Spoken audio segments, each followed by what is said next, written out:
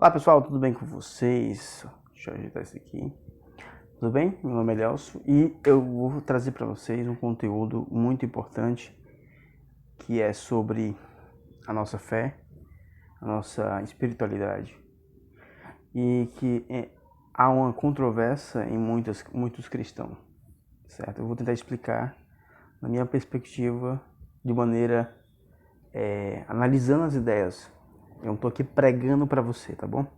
Eu estou aqui analisando as ideias. Simplesmente, eu vou tentar analisar, fazer um vídeo curto e analisar as ideias, tá bom? Para vocês. Sobre um tema muito sensível no meio cristão, que é sobre a divindade de Deus. Até confuso, né? Divindade de Deus, o que Deus é divino. Mas é a divindade, né? Com os seus aspectos, Pai, Filho e Espírito Santo, que é muito complexo, né? É complexo. As pessoas que criaram essas teologias, elas mesmas dizem que são complexas, né? Então eu vou tentar desmistificar e trazer para vocês de maneira básica, tá bom? Como eu compreendo, tá certo? Como eu compreendo essa realidade que nos foi apresentada por pregadores, ministros, homens de Deus, né? Mas que tinha esse tipo de conteúdo, esse tipo de mentalidade sobre esse aspecto. Uma coisa que existe muito preconceito no meio cristão em relação a pessoas que pensam de um jeito e pessoas que pensam de outro. Cria-se facções. Alguns dizem, eu sou de Paulo, eu sou de Pedro, eu sou de Apolo. Mais ou menos isso. E a minha proposta aqui é que você deixe disso. Não existe super pastor, ele aqui tem mais inteligência, então o conteúdo dele tem mais valor. Então ele aqui, a mensagem dele aqui parece mais com a Bíblia, então ele aqui é mais cristão, né? Eu penso o seguinte, tem pessoas que pregam conteúdos parcialmente corretos, tem conteúdos que tem uma quantidade de valor muito grande, mas em alguns aspectos não tem.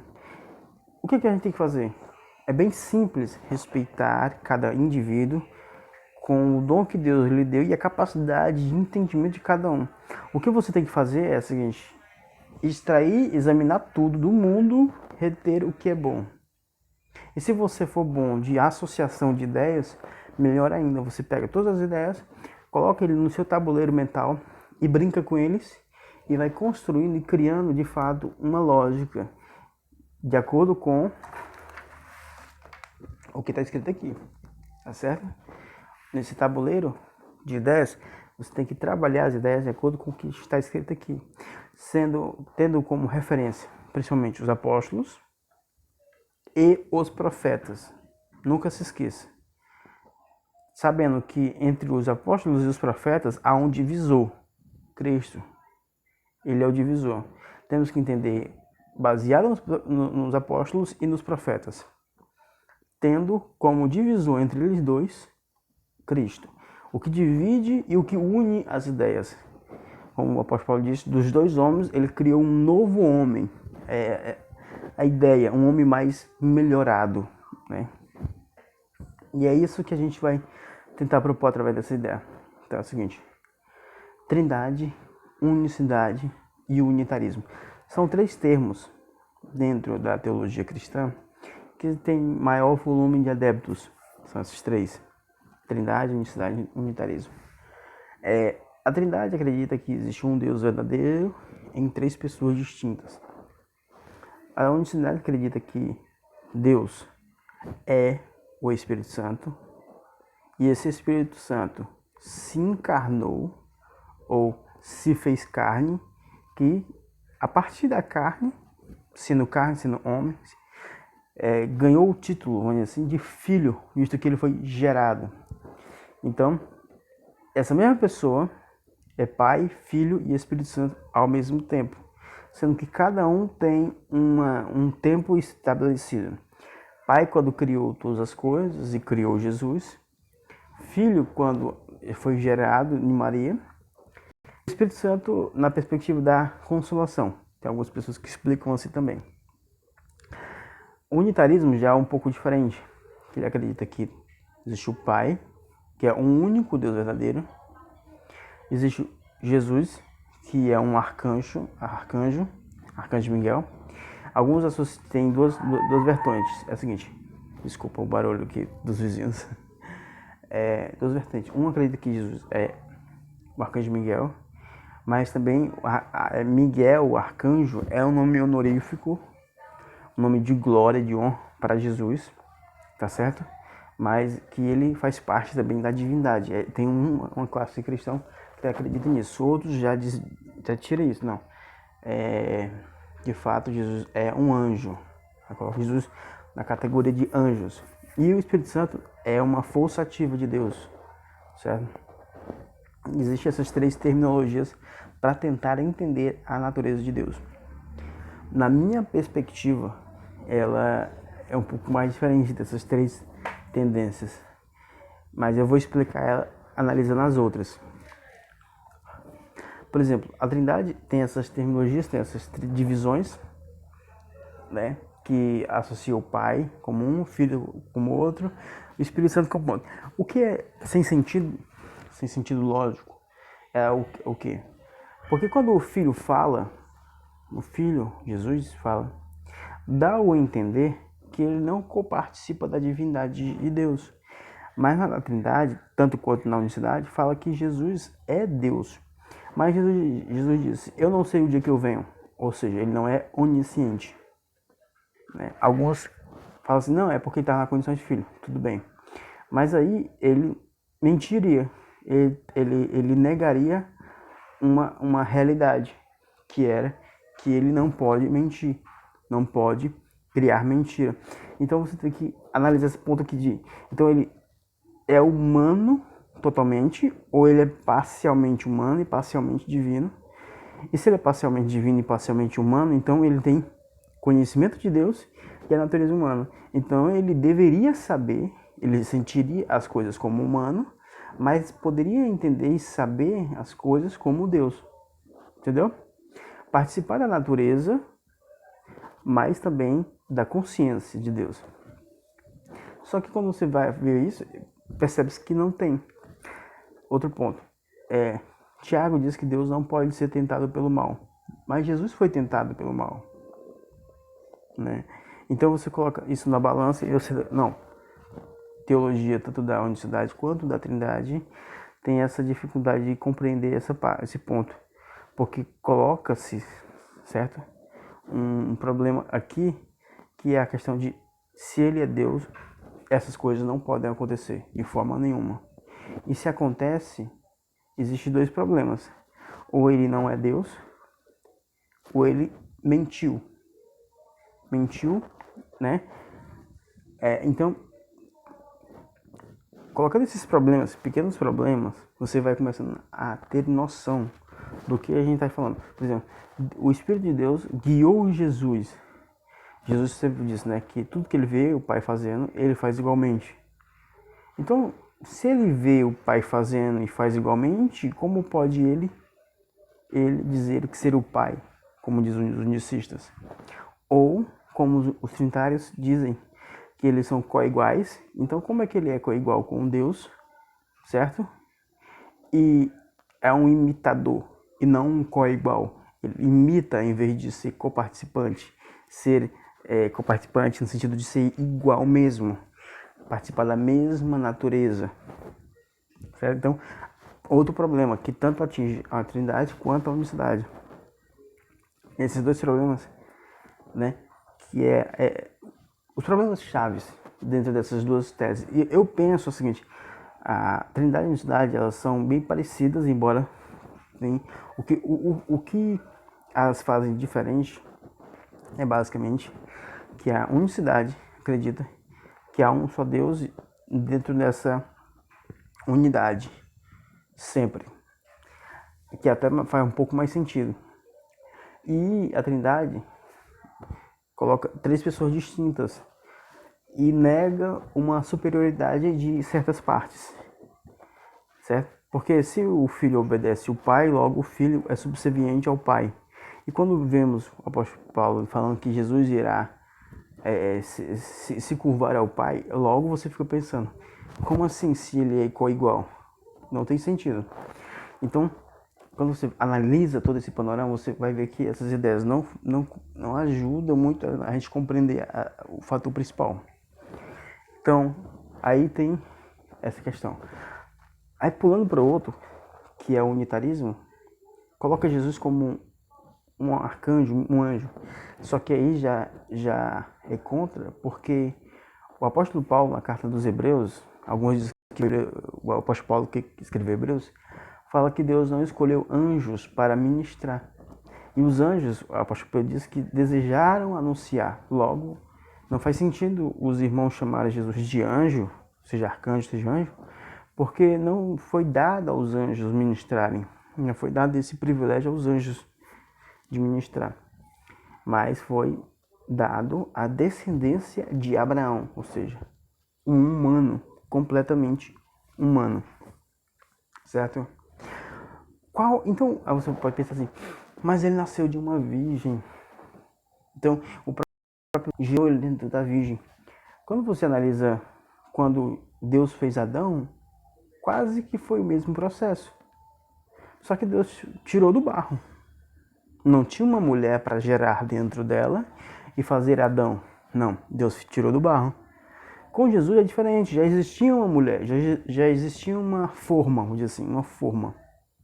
Então, ele não precisava recriar um Adão, um novo Adão, um segundo Adão, como de acordo com o apóstolo Paulo, no mesmo modelo que ele fez o primeiro Adão. Não, ele fez um segundo Adão baseado no modelo do primeiro Adão.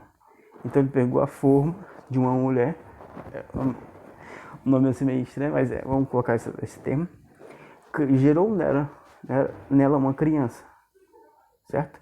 Uma criança como qualquer outra criança, mas com um propósito diferente das demais crianças e dos seres humanos, certo? E ele cria ele com uma especificidade, como unigênito. Até ele morrer, ele era unigênito. Fator primeiro. Deus criou Jesus e ele era unigênito. As pessoas associam essa ideia de unigênito lá para a criação do universo, mas não. É nesse período aqui. Porque quando Deus gerou Jesus, ele era um específico. Não existia nenhum humano igual a Jesus. Não tinha nenhum tipo de humano igual a Jesus, certo? Então, Jesus foi gerado e ele era unigênito. Quando ele morre, a Bíblia fala, muda o termo, não chama mais ele de unigênito, chama ele de primogênito. Significando o quê? Primogênito é o primeiro filho gerado. Significa dizer que existem outros filhos.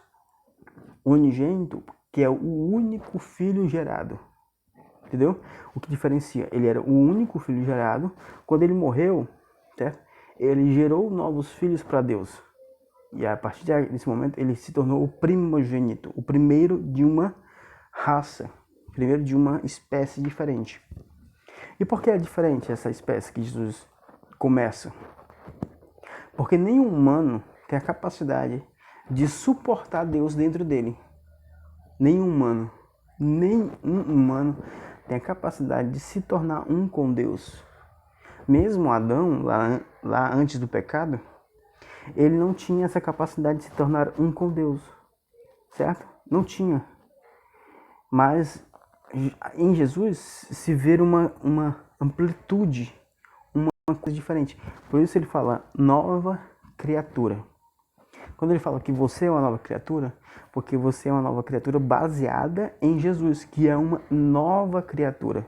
Nunca existiu uma criatura igual a Jesus. Entendeu? Eu sei que é complexo, mas vamos entender. No seu percurso na humanidade, Jesus... vou terminar de explicar aqui sobre o unitarismo. Então, não podia ser anjo, tinha que ser humano, totalmente humano, para se fazer sacerdote, para compreender o povo, certo? Mesmo ele tendo essas especialidades, assim, ele entendia todos os seres humanos, ele sabia, ele compreendia. E aí entra essa questão. Jesus era guiado pelo Espírito Santo. Isso não sou eu que estou dizendo, é a própria Bíblia, que ele era guiado pelo próprio Espírito Santo, né? Mas quando ele morre e ressuscita, A Bíblia fala que ele subiu e recebeu a promessa que lhe foi dada. Recebeu a promessa que ele tinha recebido de seu pai, certo? E ele volta e redistribui essa mesma bênção que ele recebeu para nós, dando também o mesmo privilégio. Na oração que ele faz em João, acho que é 17, ele coloca uma questão, para que ele seja um, assim como eu e tu somos um, que ele seja um em nós. Então, a proposta que ele nos traz, e isso eu estou falando na perspectiva humana ainda, viu? Nós como humanos. Porque embora eu estou dizendo aqui que nós somos uma nova criatura, eu sei conscientemente que ainda participo da natureza adâmica. Mesmo sendo uma nova criatura, a nova criatura está aqui dentro. É o espírito, o homem espiritual, o homem, certo? O homem que está se renovando. Quando Cristo vier se manifestar, esse homem que está sendo criado por Deus dentro de nós, ele se manifestará, certo? E ele é quem vai vestir esse corpo de imortalidade. Porque esse corpo aqui não herda uma vida. O apóstolo Paulo diz que carne e sangue não herdam a vida, não herdam a imortalidade. Quando diz que essa carne vai ser coberta pela imortalidade, não é que vai existir uma capa cobrindo isso aqui, não, vai ser, isso aqui vai tipo desaparecer, vai ser absorvido totalmente, porque vai ser inutilidade. Isso aqui é uma inutilidade. Isso aqui é uma casa terrestre. O apóstolo Paulo diz no 2 Coríntios 5 que essa carne aqui, ela irá desaparecer. E nós temos uma verdadeira casa que está no céu, criada por Deus, e uma casa imortal, certo? Que é esse que de fato que é uma nova criatura. Nós somos uma nova criatura hoje aqui, na consciência.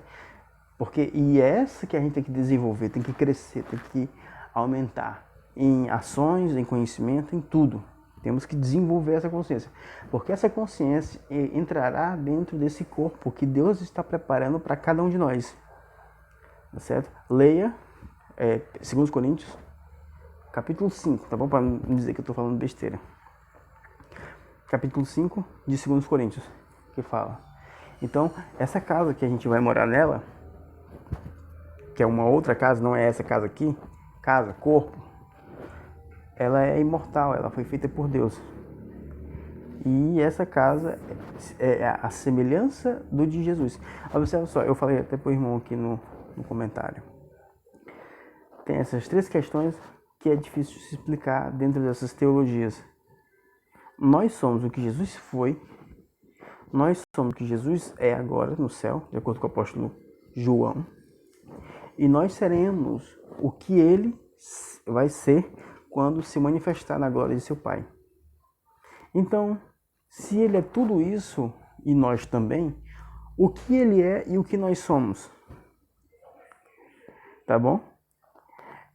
Eu coloco como o homem, mas não é um homem como nós, tá bom? Não é um homem humano, é uma outra espécie, é uma nova criatura, é um extraterrestre, é um ser diferente. Não é semelhante aos anjos, não é semelhante aos homens, é semelhante integralmente a Deus, certo?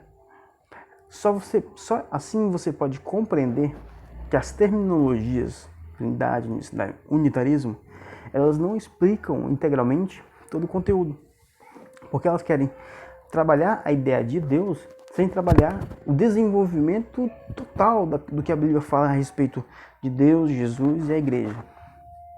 E o apóstolo Paulo fala disso, diz o seguinte: Deus estava em Cristo reconciliando o mundo consigo mesmo. Ou seja, a única trindade possível é Deus em Cristo, porque Deus é o cabeça de Cristo e Cristo o cabeça da igreja. É assim que está dito. Então Deus estava em Cristo reconciliando a humanidade consigo mesmo. É a única trindade, Deus, Jesus e igreja. Só. E essa são uma. Aí entra também a unicidade, porque de fato, como o apóstolo Paulo disse, aqueles que se unem com o Espírito de Deus se tornam um só Espírito. se torna o mesmo Espírito. Então aí entra a unicidade, de fato, existe uma unicidade, mas existe no termo político a unicidade, que é a qualidade de duas coisas se tornarem uma. Deus e Jesus se tornaram um, e nós, porque participamos do mesmo corpo de Jesus, se tornaremos um com Deus. Aí que entra a grande maravilha. Essa, de fato, é a unicidade que, no meu ponto de vista, é o mais correto. Por quê?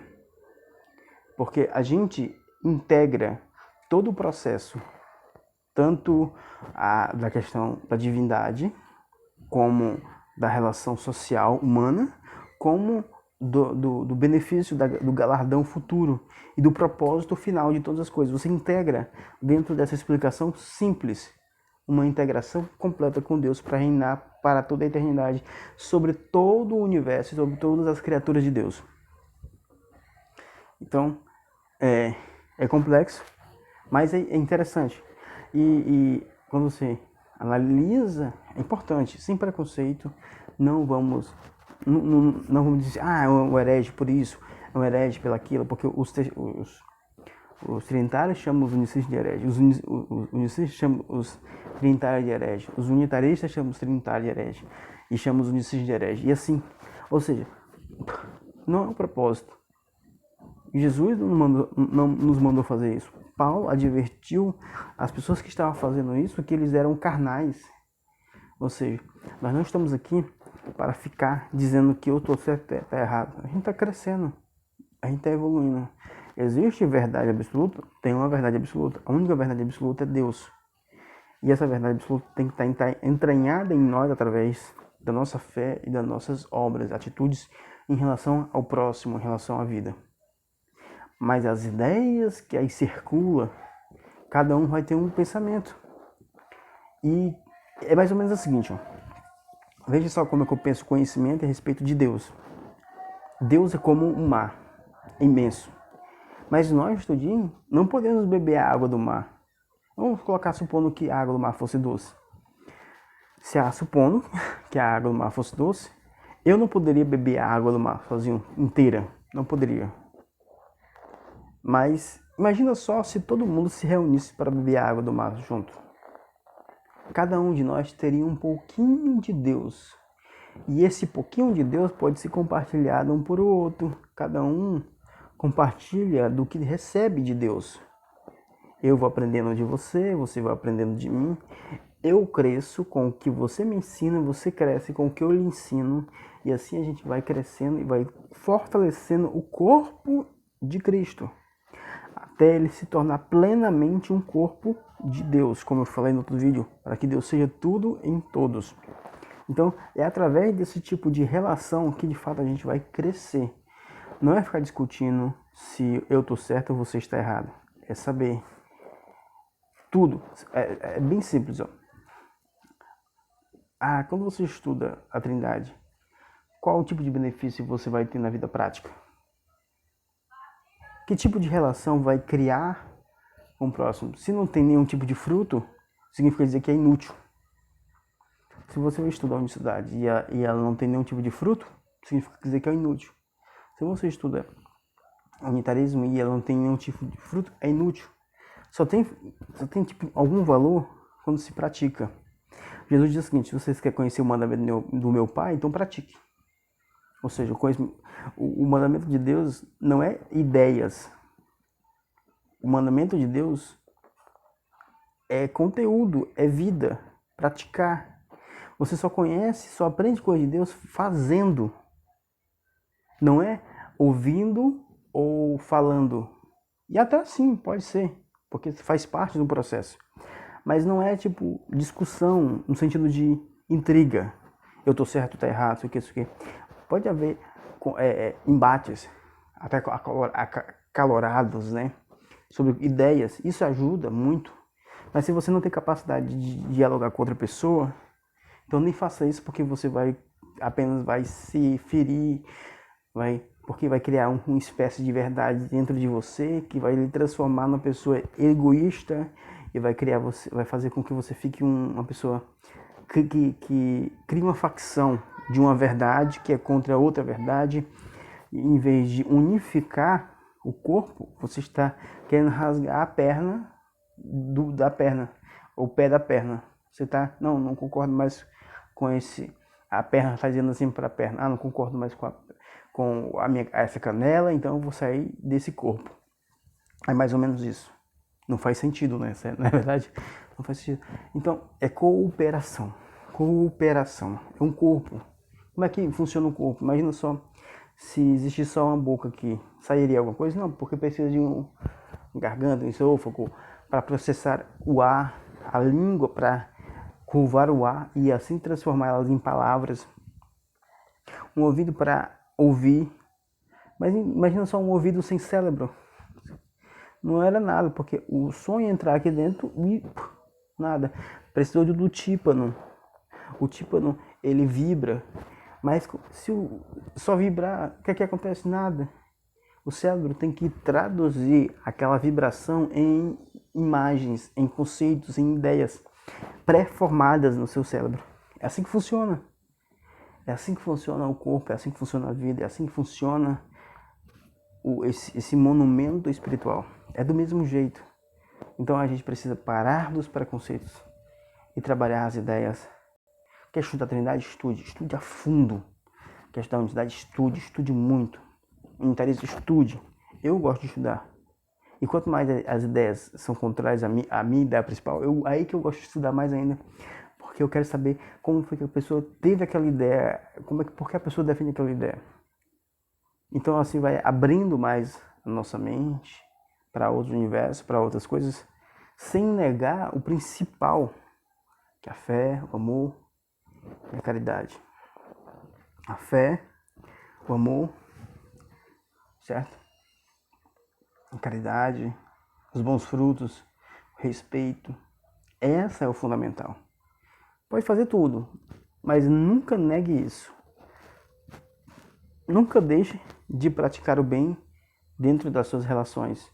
Por mais que você discorde da outra pessoa, por mais que você discorde da outra pessoa, nunca coloque o adversário no meio de vocês. Nunca coloque o diabo para ser o seu juiz, tá bom? Então, eu espero que vocês tenham compreendido a minha ideia. Se vocês gostarem do conteúdo, vocês curtem, compartilhem. Se vocês concordarem com a nossa ideia, vocês curtem, compartilhem. Se vocês não gostarem da nossa ideia, perguntem, falem alguma coisa aí nos comentários, falem alguma coisa, porque eu quero saber o que vocês estão pensando. Amém?